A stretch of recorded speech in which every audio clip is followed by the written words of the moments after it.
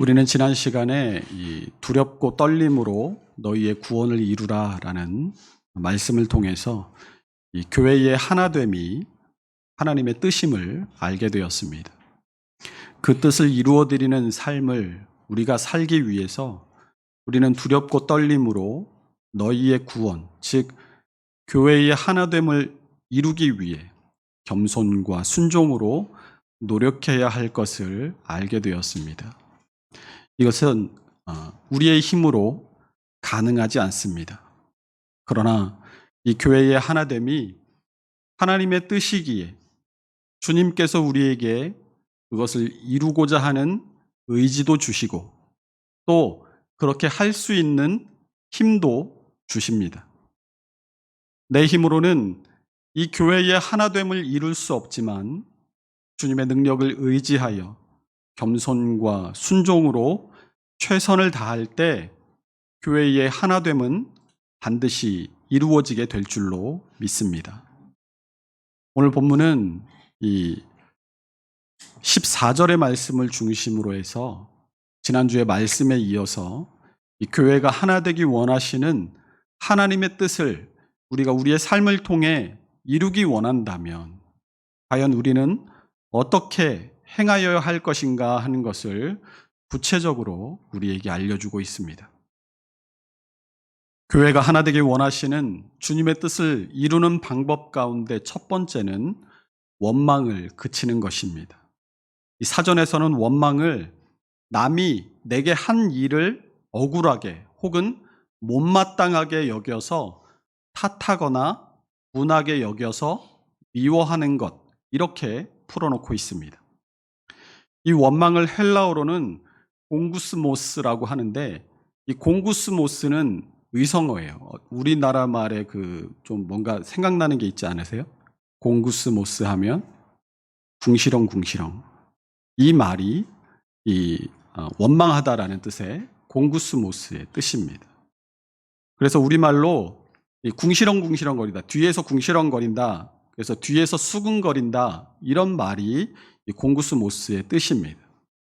그러니까 누군가 때문에 생긴 불평과 불만이 내 속에서 점점 자라나서 내 속을 가득 채우다 못해서 내가 입을 막아도 내 입을 삐직삐직 비집고 나와서 신음소리처럼 새어나오는 것, 그것을 원망이라고 하는 것입니다. 성경에서 원망을 찾아보면 이스라엘 백성들이 광야에서 하나님과 모세를 원망하다 멸망당한 사건을 볼 수 있습니다. 하나님께서 이 애굽에서 종살이하던 이스라엘 백성의 고통의 소리를 들으십니다. 출애굽기 2장 23절에서 25절을 우리 함께 읽어보겠습니다. 여러 해 후에 애굽 왕은 죽었고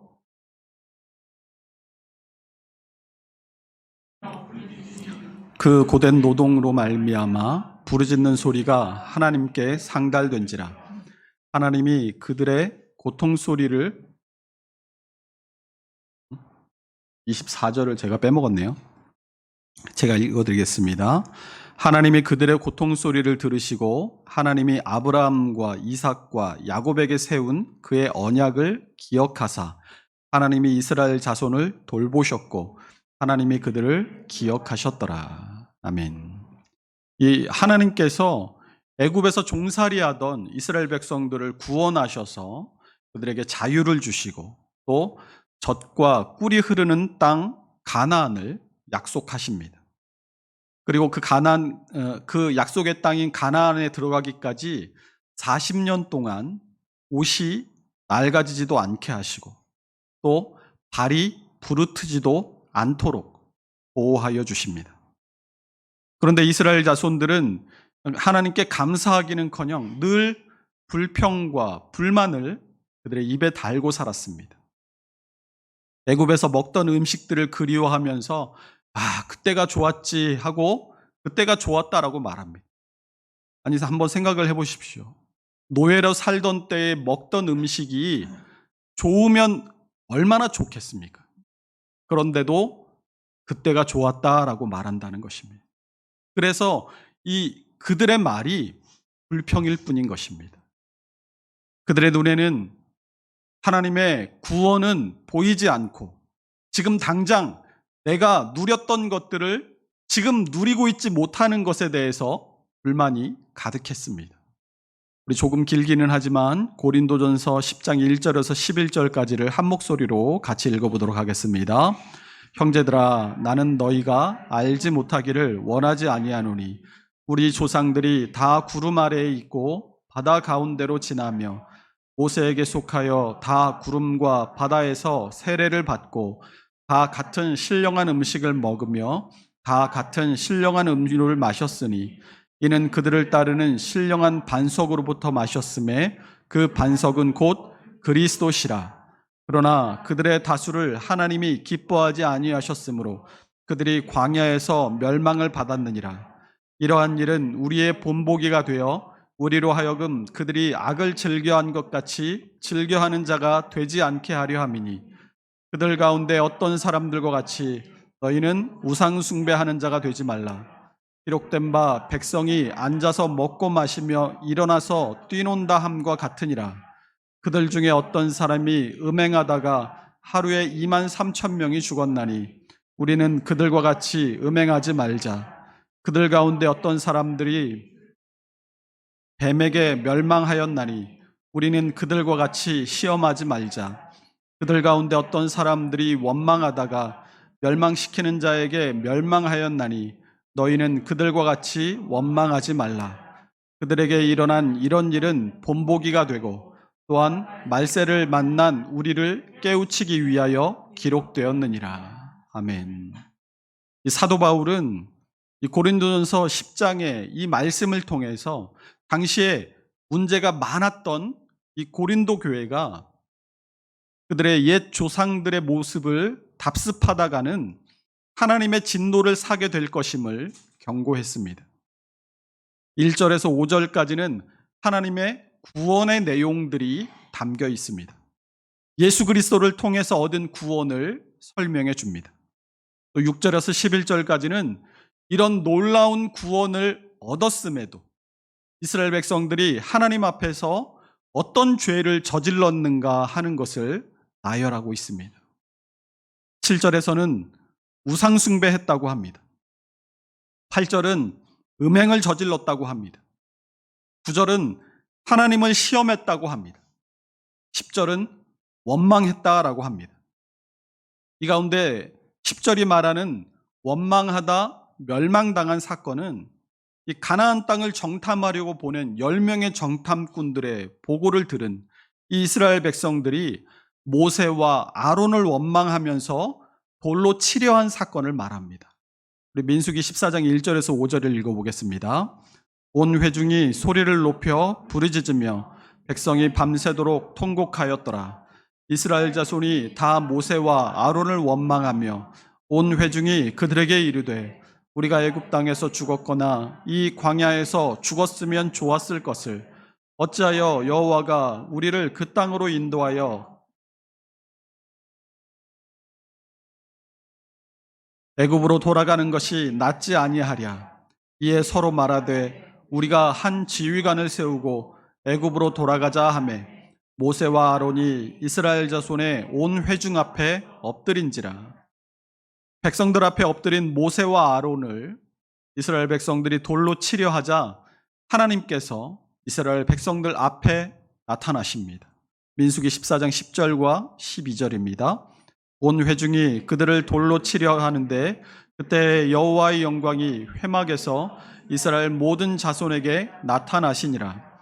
여호와께서 모세에게 이르시되 어느 때까지 나를 멸시하겠느냐? 내가 그들 중에 많은 이적을 행하였으나 어느 때까지 나를 믿지 않겠느냐?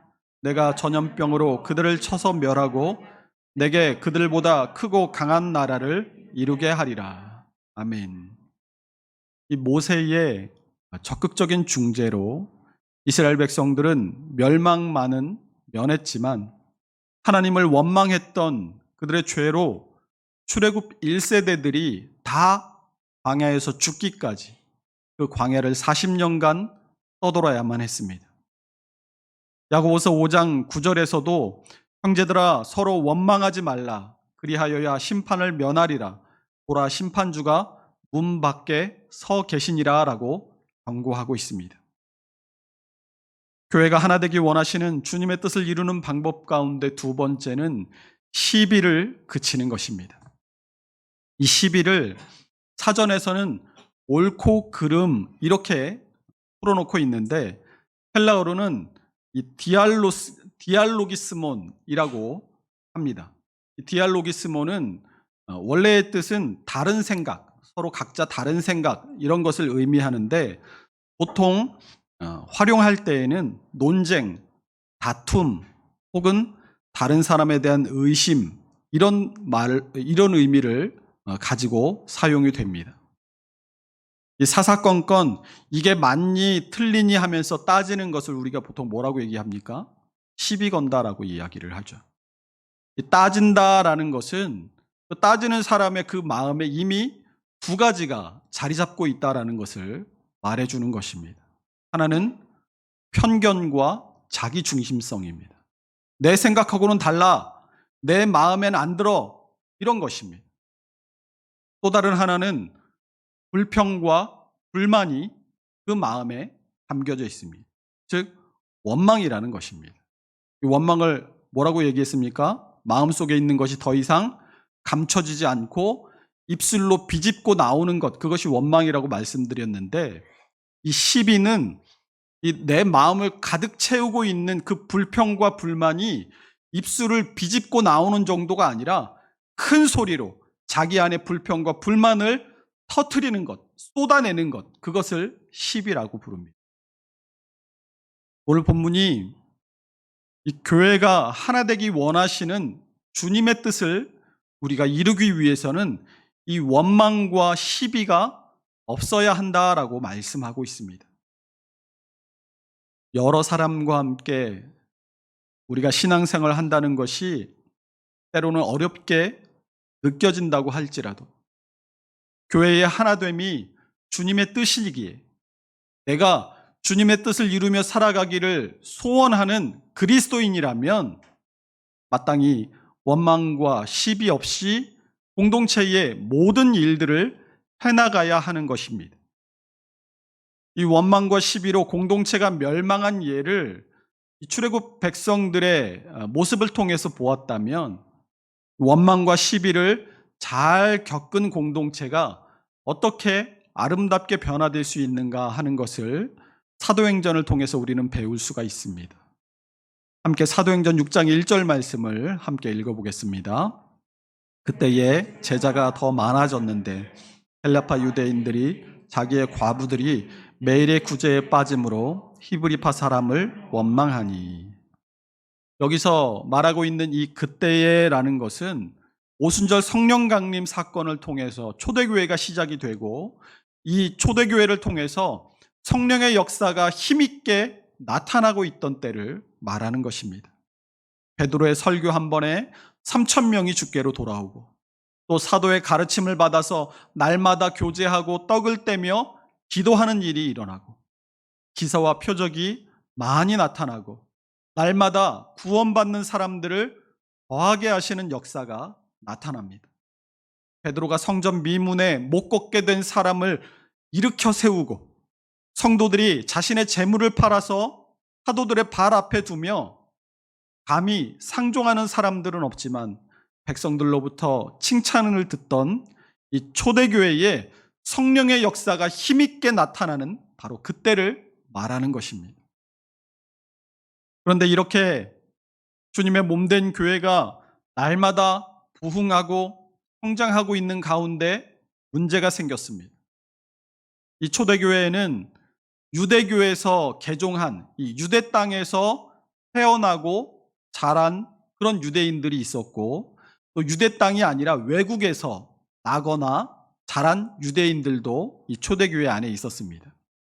물론 이 복음을 듣고 받아들인 이 유대인이 전혀 아닌 이방인들도 초대교회 안에 많이 있었습니다.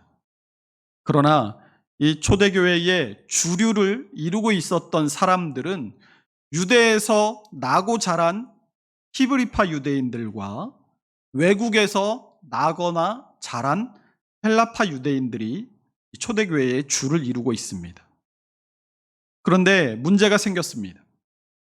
매일 가난하고 불쌍한 과부와 고아와 가난한 사람들에게 교회가 매일의 생활비를 먹을 것을 관례적으로 지급을 했는데 이 제자들의 숫자가 점점 많아지다 보니까 생활비를 지급하는데 문제가 생겼습니다. 그것은 헬라파 유대인들이 자기들의 그러니까 헬라파에 속한 과부들이 매일의 생활비를 제대로 받지 못한다고 이 히브리파 사람들을 원망하는 일이 생겼던 것입니다. 아마도 이 제자의 수가 많아지다 보니까 사람이 점점 많아지다 보니까 모든 사람에게 공평하게 돌아가지 못하는 일이 아마 실수로 발생했던 것 같습니다. 우리가 교회 일을 하다 보면 모든 일이 무사공평하게 순서에 틀림없이 착착착 모든 사람들의 마음에 들게 진행되면 얼마나 좋겠습니까? 그런데 여러분도 경험하셨겠지만 교회 일을 하다 보면 그런 경우가 얼마나 있던가요? 더 많은 경우에 공평하지 못하고 순서도 뒤죽박죽이고 모든 사람을 배려하지 못하는 일들이 종종 발생하곤 합니다. 이런 실수가 생겼을 때 은혜가 넘치는 교회는 서로 양보하고 이해하고 서로를 격려하며 어려움을 잘 이겨냅니다. 그런 어려움들을 잘 이겨내면 교회는 부흥하고 성장하게 됩니다. 그런데 은혜가 부족할 때는 아무것도 아닌 일이 아무 일이 되어버리는 경우가 발생합니다. 오늘 초대교회에도 은혜가 좀 부족했던 것 같습니다. 우리가 은혜가 넘친다라고 할 때에 이 말의 의미는 쉽게 말해서 성령께서 지금 나를 잘 컨트롤하고 계시는 상황, 그것을 말하는 것입니다. 그럼 반대로 은혜가 부족하다라는 말은 성령께서 이끌어 가시는 대로 내가 순종해서 따라가지 않고 내 고집대로 다른 길로 가려고 할 때 은혜가 부족하다라고 말할 수 있을 것입니다. 그러니까 이때 이 초대교회의 헬라파 유대인들 가운데 물론 전부는 아니겠지만 일부의 사람들이 성령께서 이끌어 가시는 대로가 아니라 내 고집대로 내 생각대로 이 문제를 바라보고 해석해서 그것이 원망으로 표출되어 나온 것입니다. 원망이 무엇이라고 했습니까? 누군가 때문에 생긴 불평과 불만이 내 속을 가득 채우다 못해서 내 입을 비집고 나와서 신음처럼 새어나오는 것, 이렇게 말씀드렸어요. 헬라파 유대인들 가운데 얼마가 어떻게 했다는 겁니까? 이 공동체 안에서 생겨난 이 어려움을 은혜를 가지고 양보하고 이해하고 격려하고 어려움을 이겨내려고 하나 되는 것이 아니라 내 생각대로 내 고집대로 되지 않는다고 뒤에서 수군수군하기 시작했다는 겁니다. 왜 이 헬라파의 유대인들이 그런 문제를 알게 됐을 때 그걸 바로 사도들에게 가서 의논을 하지 않았는지 알 수는 없습니다. 그러나 우리가 잘 알다시피 원망이라는 것이 그렇게 해결하기 쉬운 문제가 아니지 않습니까? 왜냐하면 이 원망은 늘 그 문제를 해결할 수 있는 사람에게 찾아가는 법이 없기 때문입니다. 늘 별 상관없는 사람들에게 가서 얘기하고 수군수군하고 뒤에서 자꾸 말들을 만들어내는 것이 원망이기 때문에 그래요. 아마도 이 12사도들 모두 유대에서 나고 자란 유대인들이었기 때문에 헬라파 유대인들 입장에서는 원망하는 사람들 입장에서는 야 사도들한테 얘기해봤자 뭐하냐. 사도들도 히브리파 사람들이니까 당연히 히브리파 과부들 먼저 챙겼겠지. 이렇게 사실 여부와 상관없이 자의적으로 그 상황을 해석하고 그것에 대해서 불평과 불만을 가지고 있다가 그것이 쌓이고 쌓여서 내 안에서 그것이 해결되지 못하고 원망으로 입술을 비집고 나온 것이 아닌가 싶습니다. 우리 공동체 안에 원망과 시비가 생겨날 때 이 공동체적 차원의 대처와 개인적인 차원의 대처가 함께 이루어져야 합니다. 공동체적으로는 성도들 한 사람 한 사람의 소리에 귀 기울이고 모든 사람에게 은혜롭고 공평하게 일이 처리되고 있는가를 반드시 살필 줄 알아야 합니다. 이 헬라파 유대인들의 원망에 초대교회가 어떤 결정을 했는가를 보면 이 공동체적 대처가 어떠해야 하는가를 알 수 있게 됩니다. 우리 사도행전 6장 2절에서 4절 말씀을 함께 읽겠습니다. 12사도가 모두 제자를 불러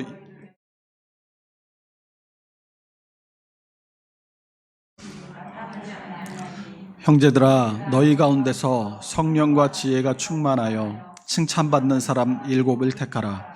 우리가 이 일을 그들에게 맡기고 우리는 오로지 기도하는 일과 말씀 사역에 힘쓰리라 하니. 아멘. 사도들의 선택은 시비거리를 없애는 것이었습니다. 그동안은 교회의 규모가 크지 않고 12명의 사도들이 그것을 다 감당할 만했습니다. 그러나 제자의 수가 점점 늘어나서 12명의 사도가 말씀을 전하는 일과 또 구제까지 모두 다 맡아서 하기에는 역부족이었습니다. 사도들도 그것을 알고 있었어요. 그래서 이제 때가 됐으니까 사도들은 말씀은 전하는 일에 전념하고 그 외의 일들은 그 일을 맡아줄 사람들, 전문적인 사람들을 택해서 맡기겠다라고 한 것입니다. 그 첫 번째 조건이 우리가 방금 읽은 대로 성령이 충만한 사람이었습니다. 성령이 충만한 사람은 어떤 사람입니까? 성령의 지배를 받는 사람. 성령이 인도하시는 대로 순종하여 따라가는 사람이 성령 충만한 사람입니다. 우리가 성령 충만하지 못할 때 우리는 늘 넘어지고 실수합니다. 또 이 죄악된 세상 가운데서 죄와 싸워서 이길 수가 없습니다. 그래서 우리는 날마다 성령 충만하기 위해 기도해야 하고 또 내 생각과 의지를 날마다 꺾어서 성령께서 내 안에서 마음껏 일하시도록 나를 낮추어야 하는 것입니다. 두 번째 이 조건이 지혜가 충만한 사람이었습니다. 여기서 말하는 지혜는 하나님의 말씀이 충만한 은혜를 말합니다. 하나님의 지혜로 그 사람이 충만한 것을 말하는 것이죠. 야고보서 3장 17절에서 18절이 오직 위로부터 난 지혜는 첫째 성결하고 다음에 화평하고 관용하고 양순하며 긍휼과 선한 열매가 가득하고 편견과 거짓이 없나니 화평하게 하는 자들은 화평으로 심어 의의 열매를 거두느니라. 하나님의 지혜가 충만한 사람은 이런 일들을 하는 사람이라는 것입니다. 올바르게 사리 판단을 할 줄 알고 앞뒤를 가릴 줄 알고 진실만을 말하고 거짓을 말하지 않으며 남의 얘기에 귀 기울여 줄 줄 알고 또 문제가 있는 곳이라면 그곳에 찾아가서 문제를 적극적으로 해결해 주는 이런 사람이 하나님의 지혜가 있는 사람인 줄로 믿습니다. 이 마지막 조건은 칭찬받는 사람이라는 것이었습니다. 이 칭찬받는 사람이라는 말은 다른 사람들이 볼 때 이 사람이 인격적으로 모나지 않고 흠이 없어서 인정받는 사람을 말합니다. 머리도 똑똑하고 또 일도 잘하는데 독선적인 사람이 있을 수 있습니다. 또 어떤 사람은 과격한 사람도 있습니다. 혹은 자기 마음대로 제 고집대로만 하려는 사람도 있을 수 있습니다. 또 아무것도 아닌데 큰 소리로 잘 다투는 사람도 있습니다. 일은 잘하는데 자꾸 그 사람 때문에 교회 안에 큰 소리들이 난다면 이런 사람들은 하나님의 일을 하는데 문제가 있는 것입니다. 그래서 우리 모두는 칭찬받는 사람이 되어야 할 줄로 믿습니다. 인격적으로 모나지 않은 사람들, 그리고 하나님의 말씀으로 자신의 인격을 잘 다듬은 사람들이 주님의 몸된 교회의 일을 감당할 때 모든 사람들이 다 잘 따라주고 하나님께서 복을 내려주시는 것입니다.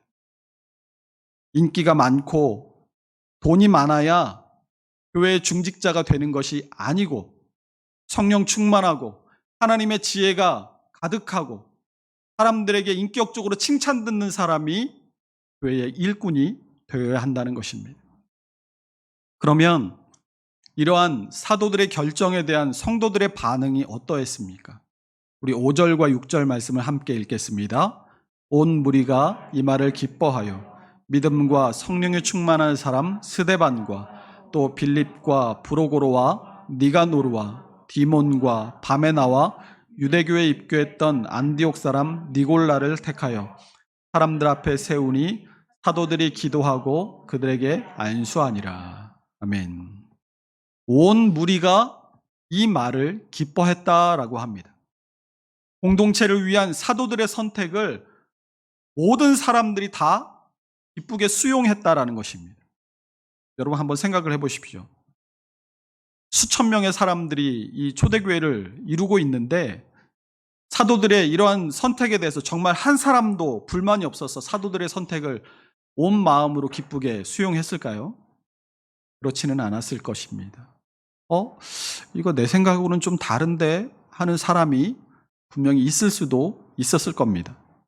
그러나 내 생각과는 좀 다르고 내가 주장하는 이런 해결 방법과는 좀 차이가 있다고 하더라도 모두가 다 교회의 하나됨을 이루기 위한 마음에서 겸손하게 사도들의 말을 수용하고 그 말에 순종했다라고 보는 것이 더 좋지 않겠습니까?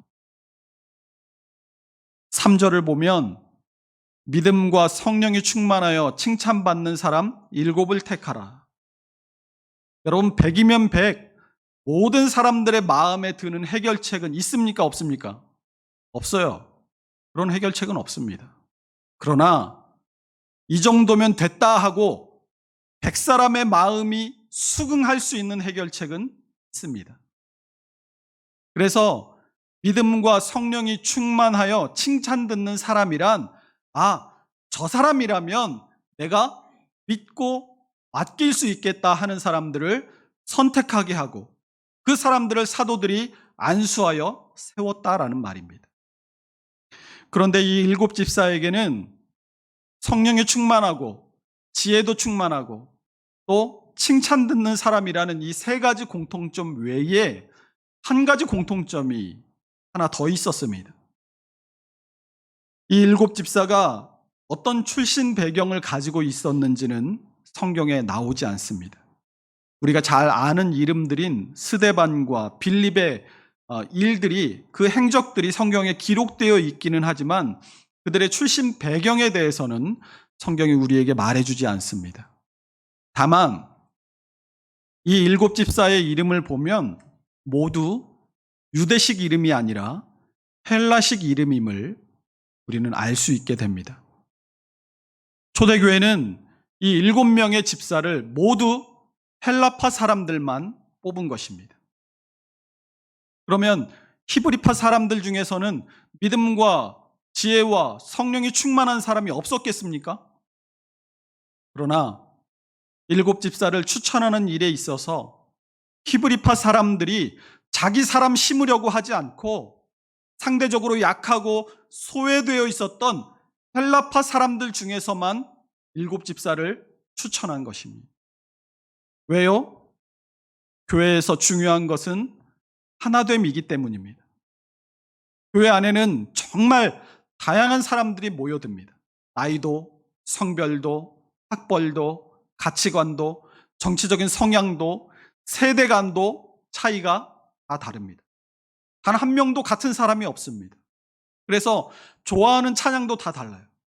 모임을 하면 모인 그 자리에서 하고 싶어 하는 것들도 다 각자 다릅니다. 또 한 가지 말을 하는데도 표현의 방식들도 사람들마다 다 달라요. 그래서 어떤 분들은 이런 서로 다름에 대해 불편을 느끼고 거리를 두려고 하는 분들도 있습니다. 그러나 초대교회는 교회가 하나 되어야 한다라는 것을 알고 있었습니다. 그래서 히브리파 유대인들은 하나 되기 위해서 양보한 것입니다. 이것이 진정한 교회의 모습입니다. 이것이 교회가 문제를 해결하는 하나님의 지혜인 줄로 믿습니다. 그것이 무엇입니까? 그것은 바로 양보입니다. 성경은 헬라파 사람들로만 이 7명의 집사가 뽑혔을 때 온 무리가 기쁨으로 그들을 뽑았다라고 기록하고 있습니다. 초대교회가 원망과 시비가 있었음에도 지속적으로 건전하게 부흥하고 성장할 수 있었던 비결이 바로 이것이었습니다. 사도행전 6장 7절은 이렇게 끝이 나고 있습니다. 하나님의 말씀이 점점 왕성하여 예루살렘에 있는 제자의 수가 더 심히 많아지고 허다한 제사장의 무리도 이 도에 복종하니라. 아멘. 원망과 시비를 잘 이겨내면 교회는 성장하고 부흥하고 하나님의 말씀이 흥왕하여 지는 줄로 믿으시기 바랍니다. 그러나 이 원망과 시비는 공동체만 허물고 끝나지 않습니다. 원망과 시비는 공동체만 허무는 것이 아니라 성도의 삶을 황폐하게 만듭니다. 여러분들 다 경험이 있으실 겁니다. 누군가를 원망하는 마음, 불평하는 마음, 또 불만, 그것들이 내 안에 가득 차서 막 나 자신을 주체하지 못하고 내 입술에서 그 사람에 대한 원망의 말이 삐직삐직 빚어나올 때에, 또 다른 사람과 큰 소리로 다투며 시비할 때 누구의 마음이 가장 크게 다칩니까? 그러면 불평, 불만이 있는 사람들의 말은 무조건 다 들어주어야 합니까? 그렇지 않습니다. 우리가 사도행전 6장의 말씀을 통해서 살펴본 것처럼 이 공동체적 차원에서의 대처, 그리고 개인적인 차원에서의 대처가 있다고 말씀드린 것처럼 이 교회 편에서는 다양한 사람들이 모인 이 교회가 온전히 하나 되게 하기 위해서 할 수 있는 모든 노력과 기도를 기울여야 합니다. 반면에 이 개인적인 차원에서는 지금 내가 가지고 있는 이 불평과 불만, 이 내 안에 가득한 이 원망이 혹시 성령의 은혜를 내가 따라가지 않고 내 생각, 내 주장 때문에 생긴 것은 아닌지 자기 스스로를 잘 돌아볼 줄 알아야 합니다. 그뿐만이 아닙니다. 원망과 시비에 대한 교회의 판단을 존중하고 또 그칠 줄 알아야 하고 교회의 결정에 따를 줄 알아야 할 것입니다. 어느 공동체이든 항상 크고 작은 문제가 발생합니다. 그러나 그 문제들을 어떻게 처리하고 극복하는가는 그 공동체의 존립 자체를 결정할 수도 있습니다. 모든 문제들을 하나님의 지혜로 원망과 시비가 없이 할 때에 하나님의 교회는 반석 위에 세워진 집과 같이 든든하게 세워져 갈 것입니다. 또한 그 공동체의 구성원인 우리는 그 교회를 통해 천국을 경험하게 되고 하나 되기 원하시는 주님의 뜻을 마침내 이루어 드릴 수 있게 될 것입니다. 우리 교회의 이름도 그래서 함께 지어져 가는 교회입니다. 나 하나만 잘해서 나 혼자 다른 사람보다 먼저 쑥 자라난다고, 쑥 혼자 커나간다고 해서 교회일 수 없음을 우리는 잊어서는 안 될 것입니다. 우리는 함께 지어져가는 교회입니다. 우리에게 주신 이 이름 안에서 우리가 하나가 될 때 우리 교회를 세우신 하나님의 뜻을 온전히 이루는 교회로 날마다 부흥하고 성장하게 될 줄로 믿습니다. 기도하겠습니다.